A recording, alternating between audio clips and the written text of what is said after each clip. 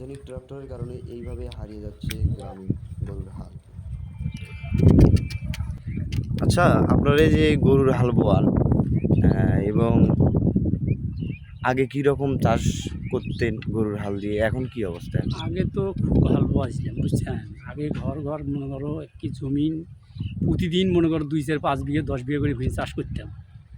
এখন এটি এই ট্রাক্টরে ভায়া হাল মনে করো চলে না, একেবারে নাই চলায় মনে করো এটা। এখন এই 2.5 লাখ টাকা গরু পালিয়ে পোষায় না। এখন কি করি, খুব মনে করো চিন্তা ভাবনা করে নিচ্ছি। হাল তো সবাই তুলি ফেলাইছি, চলে না কারণে তুলি ফেলা নিচ্ছি।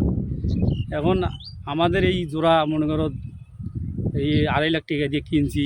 এখন চিন্তা করি একটা কিষেনের দাম মনে করো 400, 500, 600 টাকা, আর আমার হাল এখন মনে করো 500 টাকা তো নেয় না।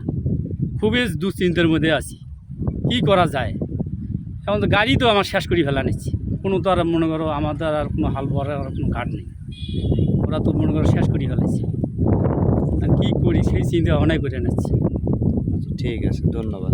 তার মানে গরু ট্রাক্টর আর কারণে আপনাদের গরুর হালগুলা উঠে গেছে হারিয়ে গেছে। মানে পোষায় না।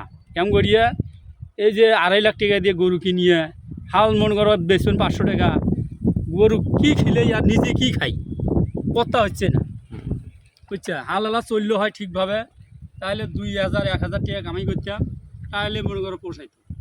তখন তো হালে চলে না। তাও 2-4 খান মনে করো আছে গাড়ি আসিয়ে তো মনে করো এখানেও মনে করো চাষ করি ফেলাইলে হয়। যাই হোক, এখানে চাষ গাড়ি ঢোকে নাই বিদায় এখন এই হালখান আমাদের মনে করো নিয়ে আসছে, তাছাড়া এখানেও পাইলাম না। ধন্যবাদ।